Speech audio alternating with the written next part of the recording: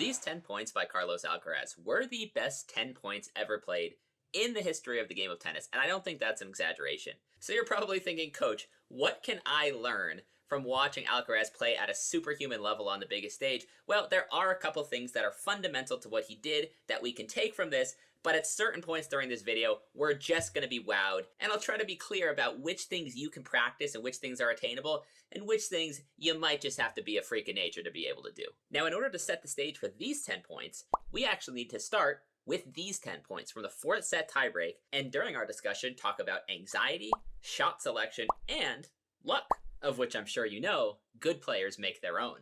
So we've got the first point of that tiebreak queued up here, and as we watch this first point, I want you to remember that if Carlos Alcaraz did not have the best forehand in the world, there's no way he would have been able to compete with Jannik Sinner. So let's watch this.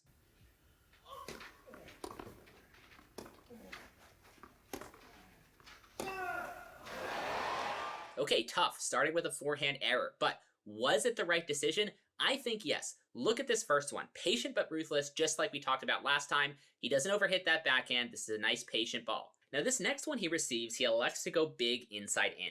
And this is debatable, but I'm going to argue it's the right choice. You need to alter your patient but ruthless equilibrium point based on your opponent.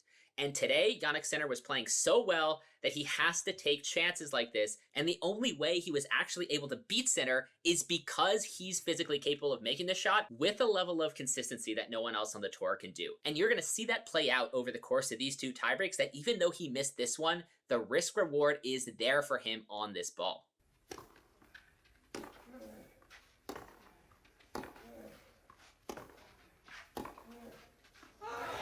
So another theme we're going to see throughout these points is that Carlos can't really hit with Sinner backhand to backhand. It actually kind of reminds me a lot of Federer against Rafa, or even Federer against Novak at times, where you're going to see later, Carlos is just going to take some of these neutral backhands up the line, high margin, not to try to hit a winner, but just to change the pattern of the rally to get out of this pattern that he's losing in. There's nothing really wrong with this miss. Sinner just has a better backhand, so Carlos is going to get out hit on that side more times than not. And actually, this is most of what tennis is. We're in a unique position here where Carlos has the better forehand and Sinner's got the better backhand, and there's this tactical dance. Most of the time, the better player has the better backhand and the better player has the better forehand. And so you're getting out hit on the backhand and you're getting out hit on the forehand. And this is something I think a lot of players need to learn and need to critically evaluate their own game. You know, you might look at this backhand miss and be like, oh, I'm missing, I'm making so many errors, but the truth is the other guy's just got a better backhand than you. So you're going to miss first. And if that's true off both wings, you're just not going to win. And it doesn't actually matter how mechanically you lost. If you're getting out hit off both sides and you make, I don't know, random number off the top of my head, 70 errors, unless there was a real physical collapse like cramping or an injury, the naive spectator might look at that and think, oh, I should have played better, made 70 errors. But in truth, you just got out hit everywhere around the court. Your targets were too small, the other person's targets weren't, and the math didn't work and you got crushed. And so Alcaraz isn't going to get mad and confused that he's missing backhands out of neutral. He's just going to get out of this pattern where Jannik Sinner is out hitting him and into the patterns where he can out hit Jannik. Okay, remember when I said the risk reward is actually there for Carlos when he goes crazy on the forehand?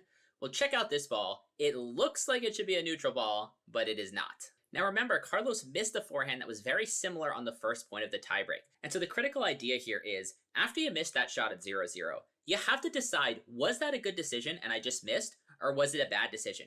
And once you're comfortable that, yes, I do need to go for that shot to win this match, when you get the same shot on another pressure point 3 points later, you have to be okay with the fact that you might miss. So you cannot hesitate, take a full swing, and give yourself the best chance as you let the dice fall how they may. The luck in tennis comes from the fact that no matter how much we try to control it, we don't hit the ball in tennis the same way every time, otherwise we hit an ace every time. However, that doesn't mean we can't tilt the scales. Alcaraz has worked on his serve so much in the last couple of years, who knows if he hits these two aces without that? Is it a little lucky? Yeah, he only hit 4 in the whole set, and 2 of them are here on the most important points, but at the same time, all that work he's done on his serve pays off, and as we're going to talk about in the next couple points, he has modulated his anxiety to a mental state where this level of performance is within his range of outcomes. Before that, a textbook patient but ruthless point, great high margin return, and this time executing that exact forehand he missed at 0-0. Now Sinner hits a great first serve and wins the point at 4-2, so we've got the 4-3 point queued up here. And this is the first time I want to talk about the difference in mental state between the two guys and what I'm seeing from an anxiety modulation perspective. Now this definitely isn't a weak second serve, but it is the nature of the miss from Jannik Sinner that's surprising.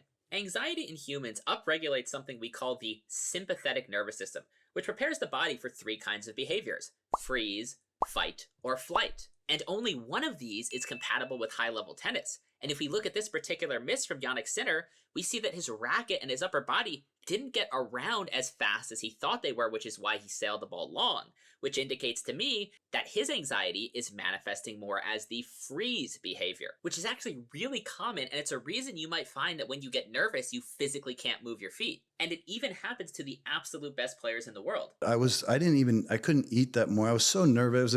My feet were, I was a deer in headlights, right? So he had to slap me out of it. And he goes, how the F would you know if this guy's too good? You're not even moving. You're not even hitting the ball. Here's an idea. If he hits the ball over there, why don't you run? Right? He starts giving me like this.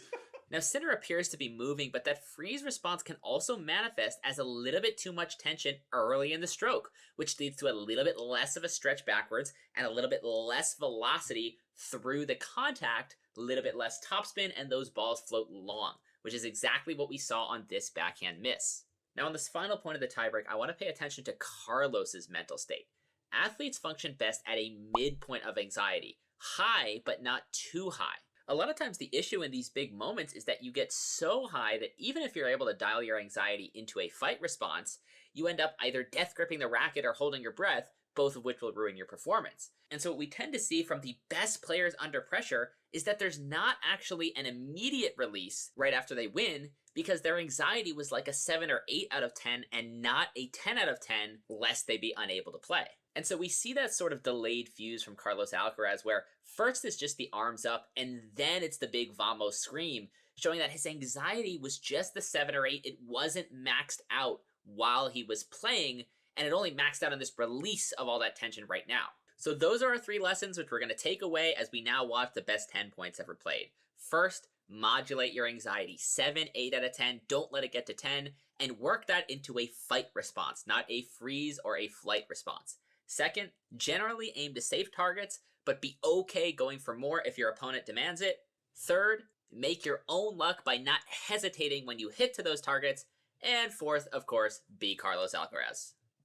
So very first point, something you can copy, the safe return, but the full swing. So this ball is hit very high over the net to a big target, but with velocity. One more patient shot, and then Carlos rips the same forehand he's been ripping the entire match. When you know it's the right decision, you swing out, you don't worry that you might miss, and you don't hesitate. That's how you make your own luck. And speaking of making your own luck,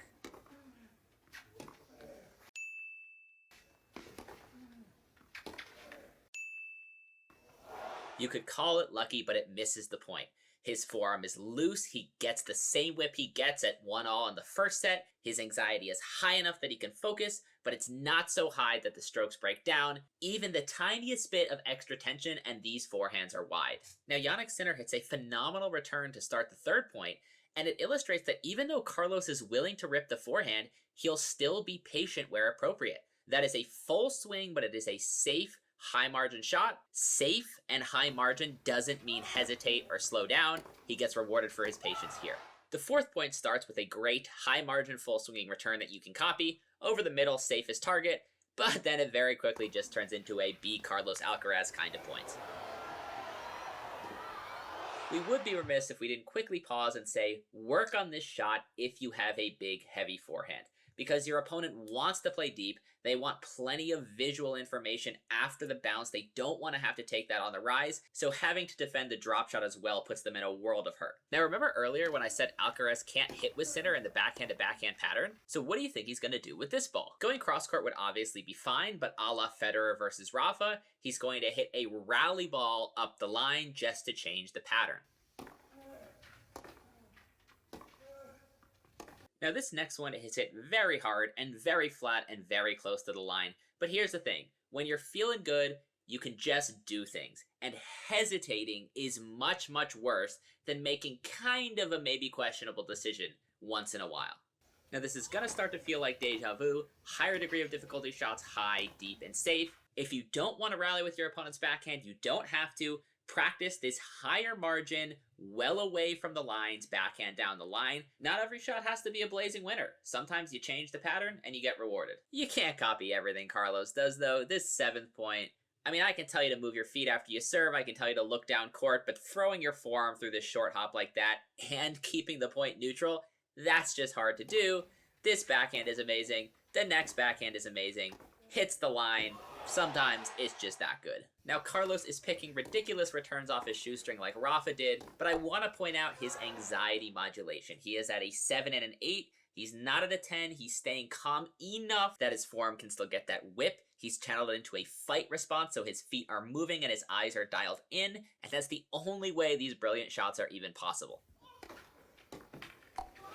And that's also how you serve under pressure. You have to learn what the right level of anxiety feels like. High enough that you're laser focused, but you still gotta breathe, you can't freeze, and you gotta be loose early in your strokes.